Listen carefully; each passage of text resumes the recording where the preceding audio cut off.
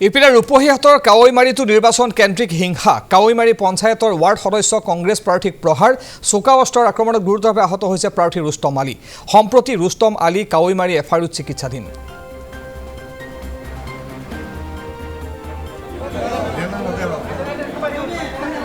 এই ঘটনা সংঘটিত হৈছে নগাঁও জিলাৰ ৰূপহীহাটৰ কাৱৈমাৰীত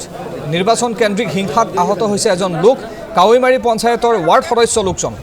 তেওঁ কংগ্ৰেছৰ প্ৰাৰ্থী চোকা অস্ত্ৰৰ আক্ৰমণত আহত হৈছে প্ৰাৰ্থী ৰুস্তম আলী সম্প্ৰতি ৰুস্তম আলী কাৱৈমাৰী এফআইউত চিকিৎসাধীন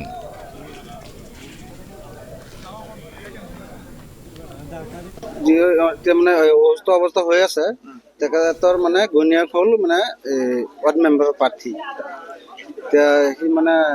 ফিল্ডত মানে ভোট কালেকশ্যন কৰিব গৈছিলে কিন্তু এটা কথা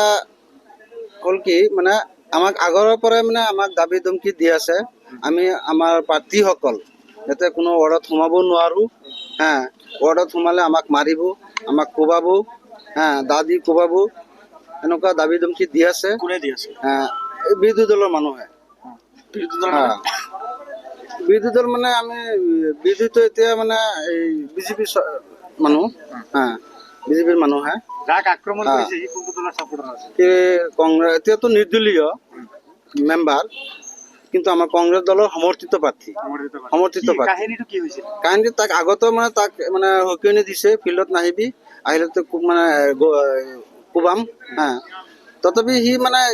সি কাৰো লগত কাজিয়া পেচাল নাই একদম সহজ সৰল ল'ৰা সি ভাবিছে মোক আৰু কোনে কি কৰিব সি ফিল্ডত আহিছিলে ভোট কালেকশ্যন কৰিবলৈ পিছত মানে তাক মানে দুজন ল'ৰাই মুখত মানে কিবা কালি চালি সানি আৰু মুখত কিবা মাস্ক লগাই আহি তাক মানে কোবালে দাদি গপিয়াইছে ইতিমধ্যে আপোনালোকে দেখা পাইছে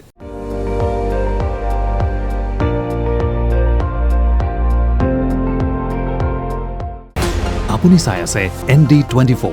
সৰ্বশ্ৰেষ্ঠ নহয় সৰ্বোত্তমৰ দৌৰ